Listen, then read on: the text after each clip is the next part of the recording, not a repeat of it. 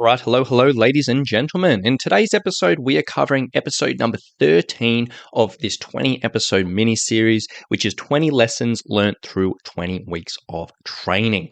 And today we are covering a topic which often gets overlooked by a lot of people. It seems a little bit small at first, but it is so crucial for success during a training process.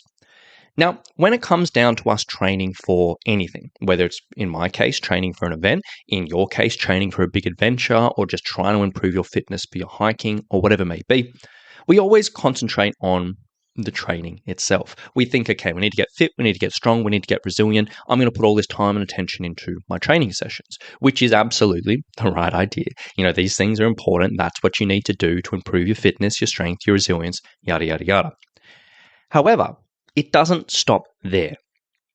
And essentially, not only is that time spent in your training and your hiking important, but all the other actions that you're doing around that during your life, helping support your training and support your energy, support your mood, support your emotions. There's dozens and dozens and dozens of little things you'll do every single day, which are really valuable. And habits of nutrition, of training, of mindset, of productivity, just doing lots and lots of small, good, consistent actions through your day will typically dictate your success through a training program. You don't really think about it a huge amount, but this plays a massive role in your success because these little things that you do outside of your training sessions will greatly affect your energy, your recovery, your mood, your emotions, your ability to actually perform in your training sessions. And when you're actually on the trail, they'll affect your health and a dozen other peripheral factors that are going on. So while the training sessions themselves may seem like the hard work, we also want to put a lot of attention into these small actions which we do through our day, which are usually just as important, and these positive habits that you put in place. Now, I'm not going to go into setting these habits around, the good things around nutrition, around mood, around mindset, all these little bits and pieces that you should be doing today. But what I'm going to be talking about is kind of the flip side of that. And we're going to be talking about avoiding triggers, which is going to affect you in a negative way, which is going to affect you and derail these kind of good habits that you may be doing, and really have a flow-on effect and a knock-on effect, which is going to negatively affect you during your training. So, that may be a little bit vague and a little bit confusing. So let me give you some examples, some practical examples, and the story of kind of my situation. So let's start with eating and nutrition. So during the training process I was going through, I was like, okay, you know what? Nutrition is a really important factor for me. Both because, number one, I'm training really hard, much harder than I've trained in a long time. I need to be supporting my energy and my recovery to not only get through the training sessions, but recover and adapt day to day to stay healthy through all the stuff I'm doing. On top of that, as I mentioned in a previous episode, I was going through a little bit of a weight loss journey as well. And I was trying to drop a few kilos because this was a weight class-based event. So I was like, look, I'm going to try and drop a few things. So I knew my nutrition was really important. And for my nutrition, I had a lot of good habits in place. I was being really careful with my meals. I was making sure I was snacking to sustain my energy, making sure I was going to get a good mix of everything. I'm not going to go into all the details of it, but I had a lot of good habits in place and a good structures set that I was really confident that it was going to help with my energy and my recovery and also sustain the weight loss. However, when it comes down to any type of nutrition, not even a plan, just like having an intention with nutrition, my number one enemy when it comes down to nutrition is cheese. Now, that may sound a bit weird, but let me explain it. Now, there's nothing wrong with cheese. I'm not vilifying cheese, I'm not demonizing cheese or anything like that. There's nothing wrong with cheese in moderation. But I know for me personally, I do not have an off switch when it comes to cheese. If I have a bite of cheese, I very rarely stop. So for me, if there's cheese in the house, because I work from home, and if I know there is cheese sitting in the fridge, it just sits in the back of my mind all day. And whether it's like a block of really nice, delicious, like brie cheese or camembert or something like that, or really just like cheap and nasty, like grated cheese, like the cheapest stuff you buy, I can't resist it. And this has a few issues for me. Because not only is this bad for me when I'm trying to control my intake of food and control my calories if I'm trying to drop weight, because cheese is pretty calorie dense. And if you eat a whole wheel of brie cheese, that's probably not amazing. But it also, I'm very, very aware that it does have a knock-on effect in a lot of other areas. If I eat a bunch of cheese and I gorge on cheese, my energy gets low. I feel a bit bloated. I feel a bit, uncomfortable. My energy dips. I also make worse decisions about my other nutrition because I'm like, you know what? I've already done this. What's the harm in going to order some hot chips? Or what's the harm in going and buying a meat pie or whatever it may be? And it has all these sort of knock-on effects that I'm aware that not only is it probably not ideal for me to have this for a bunch of reasons, but there's a bunch of other consequences that'll often happen. So for me, I was like, you know what? Cheese is a trigger for me. Cheese has this consequence of if it's in the house, I'm going to eat it. I'm going to feel bad. I'm going to feel gross. It's going to affect all of these other things. It is a trigger which gets in the way of my good habits of eating well, of making sure I'm energetic, of taking good care of myself and all of that.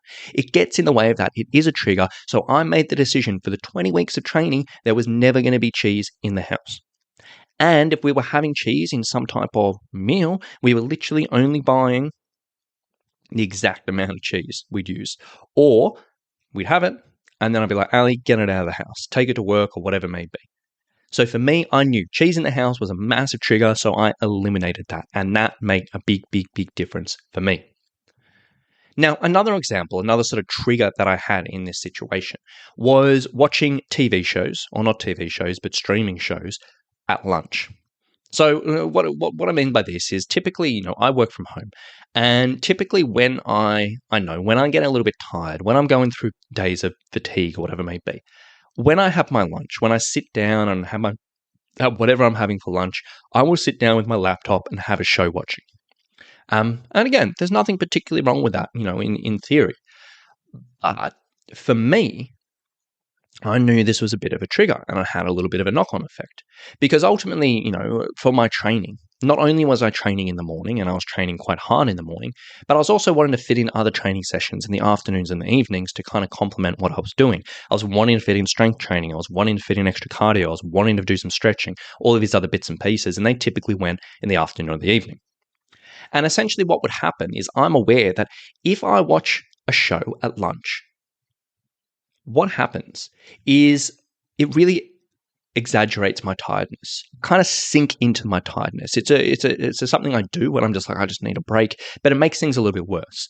And what happens in the afternoon is I'm aware that my productivity at work significantly drops. I procrastinate on things. I faff around. I don't really do. It takes longer to get through things.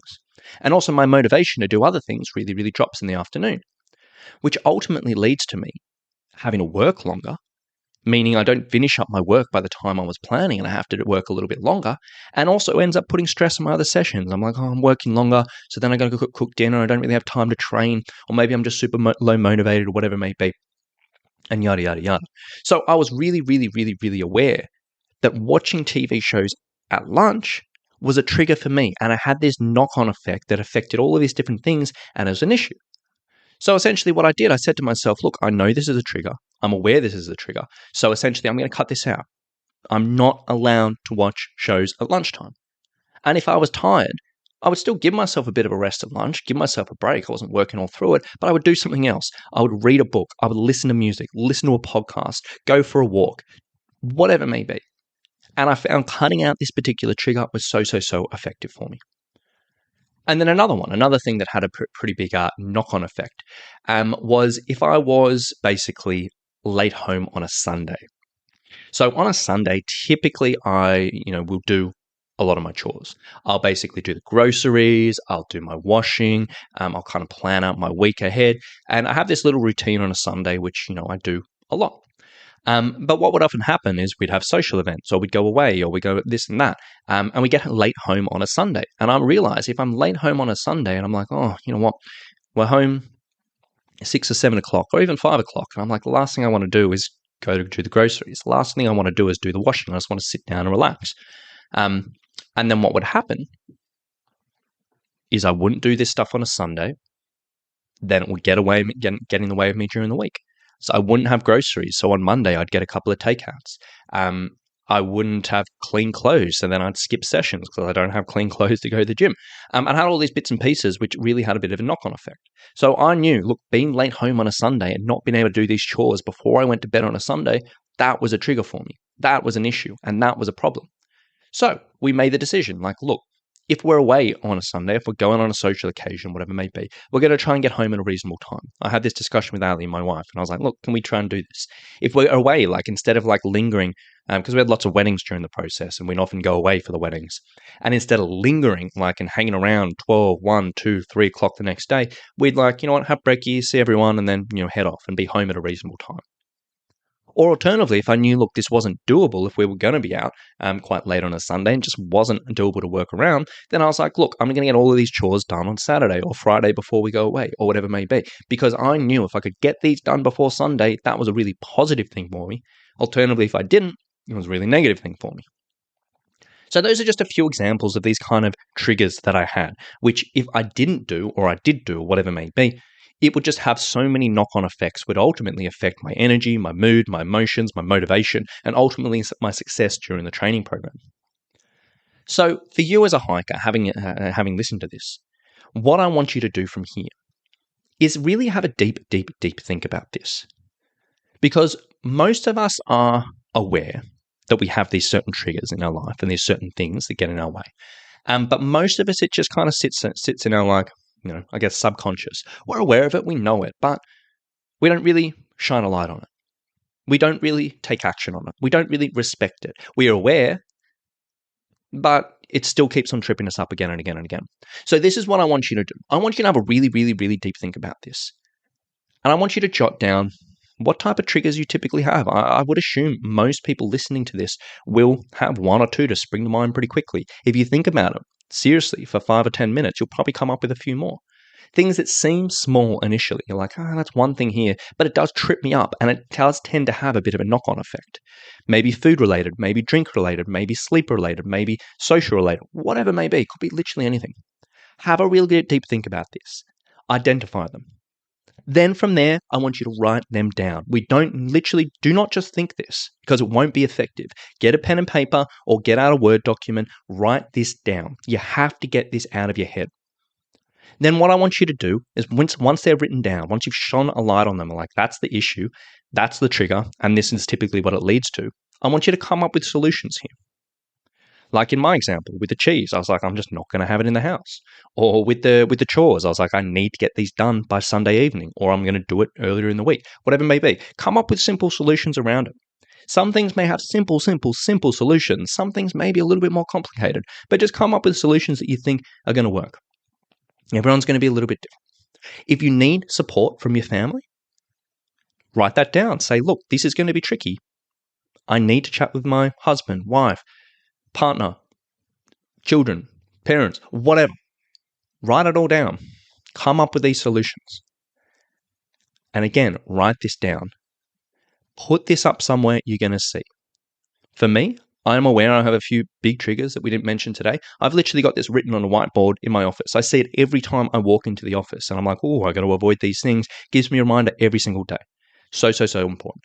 And then from there, make yourself the promise that when you fall off the wagon, because you will absolutely fail at this time and time again, what you will do is you're not going to wallow in it. You're not going to be like, I failed this one time. That's it. I'm the worst. I'm just going to give up or whatever it may be. But make yourself the promise that when you fall off the wagon, you'll get back right on it the very next day. For me, if I had a cheese binge, I made the promise the next day, I'm just going to get rid of all the cheese in the house. And that happened a couple of times. There were a couple of social occasions we had where people pushed cheese on us. And they were like, we're never going to eat all this. Take it home. And I had a massive binge. And I was like, oh my gosh, I can't do this. Chucked it out. I felt bad about myself, but I made myself the promise that the next day I'm going to get back on action. So write this all out. Identify these triggers. Come up with solutions. And come up with that promise. Write this literally all down. Put it up somewhere that you're going to see. Now, in all honesty, this can be really hard. You will fail multiple times, but keep on bringing yourself back on track. Because even if out of 10 times these triggers come up, even if you change that 2 times you avoid these triggers and 8 times you fail, that's 2 times more than you would have done without this process. And it will have such a significant knock-on effect for you down the line. So a bit of thinking there. And everyone's going to be different. There's going to be so many different things. But most of us, are pretty aware that maybe one or two of these things happen to us all the time. For me, again, I was not perfect with these things. I fell off the wagon multiple times, but I got myself back on track. And I was aware that over the 20 weeks, this made such a massive difference for me, even though I wasn't perfect. So I strongly encourage you to do this. Whether you're training for a big adventure or whether you're just training to be fit and strong for your regular adventures, figure this out. Identify the triggers, write them down, come up with solutions, make yourself the promise, put it up somewhere you're going to see. I promise you it'll make such a big difference to your long-term progress. So that's enough about me harping on this subject. I hope this one made sense. It took a little while to kind of wrap my words around this one today, but hopefully it all makes sense, and I really do hope it helps a few people. So thank you so much for listening, and we'll talk to you very, very soon. Bye.